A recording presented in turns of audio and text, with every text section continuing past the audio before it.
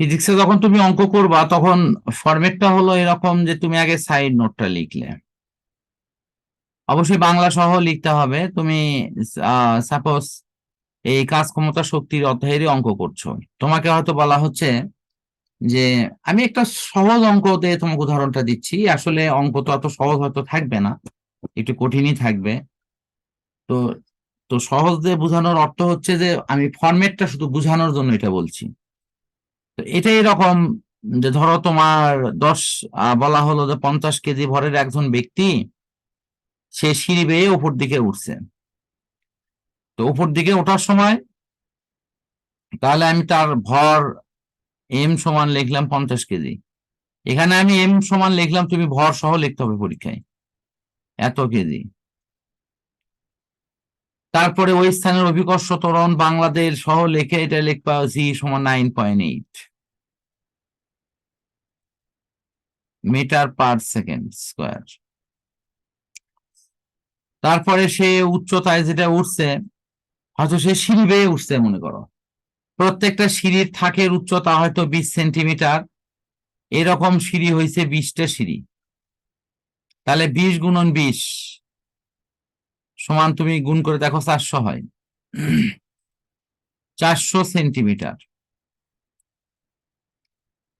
400 centimetre. এরপর তোমার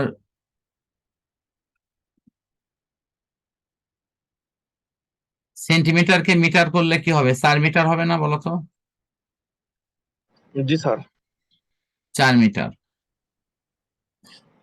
এখন তোমাকে বলা হচ্ছে বিভব শক্তি কত হবে। তো তুমি যেখানে বলা হলো বিভব শক্তি কত, তারপর তুমি সেখানে এখানে লিখলে যে বিভব শক্তি V is equal to what. এখন যেহেতু ভি দিয়ে লেখা হয়, তো এখানে লিখলে বিভব শক্তি V is equal to what, তাহলে এখানেও তোমাকে লিখতে হবে ধরি। প্রথমে তুমি আমাদের লিখিত 3 নম্বর এর গ এর উত্তর,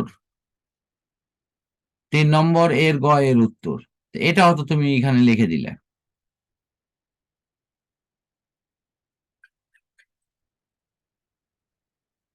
এটা লিখে দিলাম, লিখে দিয়ে নিচে এখন তুমি রেজাল্ট বের করিচ্ছ।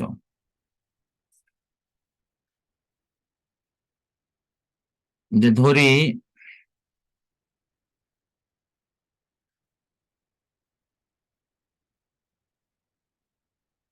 কিরকম, এটা হলো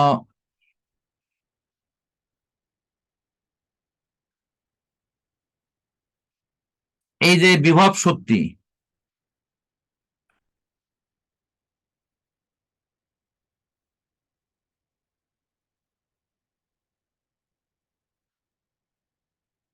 ভি জুল, এটা লিখে তারপরে আমরা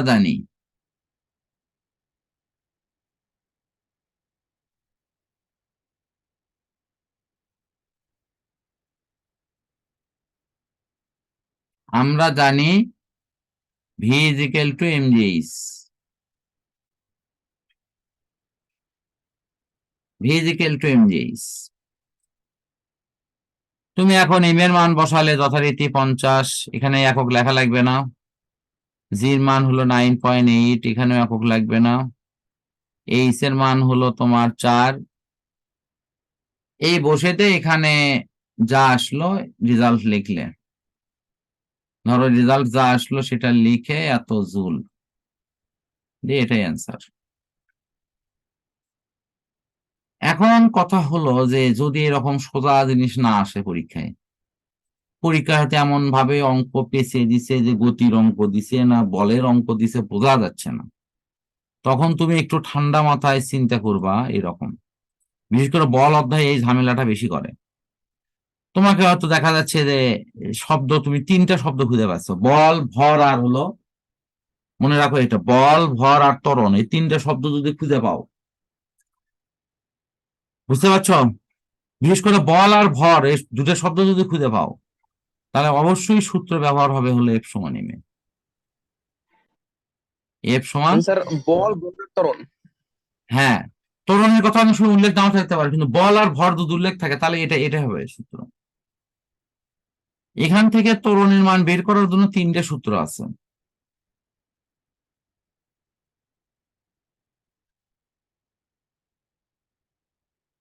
তো এখানে তোমার কাজটা হলো এই ত্বরণের মান বের করতে গিয়ে যে 3টে সূত্র আছে, 3টে সূত্র কি কি?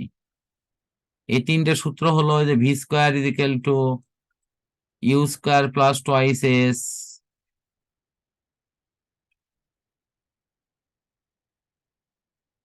তারপরে হলো S is equal to UT plus half AT square,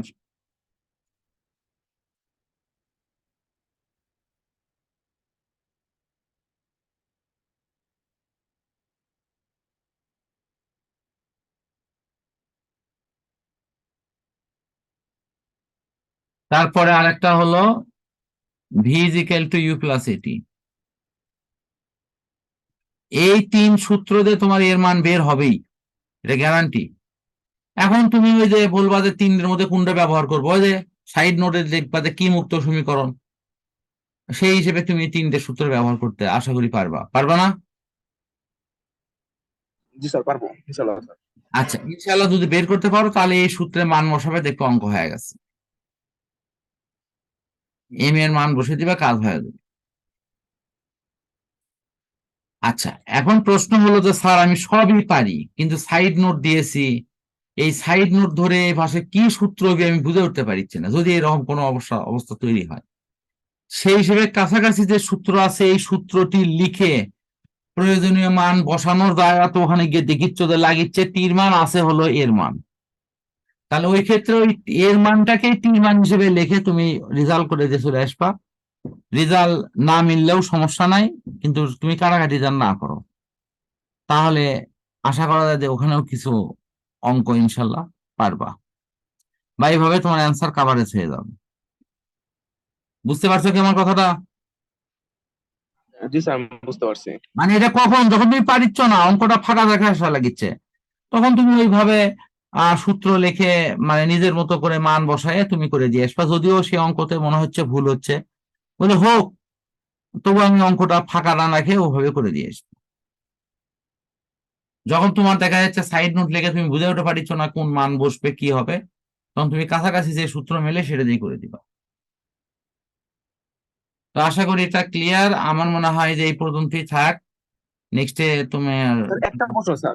হ্যাঁ হ্যাঁ বলো। স্যার আমি তো মূলত পদার্থবিজ্ঞান ওইভাবে কোনো পরীক্ষা দিইনি, বিশেষ করে সৃজনশীলের উপর। তা যেহেতু 5টা প্রশ্ন থাকবে এবং 2 ঘন্টা 30 মিনিট, তো আমার মানে প্রতিটা সৃজনশীলের জন্য কতখানি সময় নেওয়া উচিত এই ক্ষেত্রে, যেহেতু নতুন আমার তো এভাবে এখানে অভিজ্ঞতা নেই। হলো ফিজিক্স সহ বাকি যে 4টা সায়েন্সের সাবজেক্ট আছে ওই উচ্চতর সহ, এগুলোতে প্রত্যেকটা প্রশ্নের জন্য তুমি সর্বনিম্ন সময় নিবে হলো 22 মিনিট, সর্বোচ্চ সময় নিবে 27 মিনিট। 22 আর 27-এর মধ্যে তোমার সময়টা থাকে। 27 মিনিট করে নিলে তোমার 5টা প্রশ্নে প্রায় 15 মিনিট সময় বাঁচবে। এই 15 মিনিট সময় তোমার খাতা চেক করা এবং প্রয়োজনীয় আনুষঙ্গিক ভুল ত্রুটি সংশোধন করার জন্য সময় থাকবে। বুঝতে পারছো কি? কারণ এই 22 থেকে স্যার 27 এর জন্য নিজের সব প্রশ্নের সময় একই লাগবে না, কোনোটাতে একটু বেশি লাগবে, কোনোটাতে একটু কম লাগবে, কিন্তু ঘড়ি দেখবা আর লিখবা। কখনো তো আর তুমি 30 ধরে যান লেখো না, 30 ধরে লিখলে কিন্তু শেষের সময় থাকবে না। সর্বোচ্চ জি স্যার সময় তা নেবে তো হলো বটে। তোমার 25 থেকে 27 এরকম। বুঝতে পারছো? জি স্যার। জি স্যার আমি বুঝতে পারছি।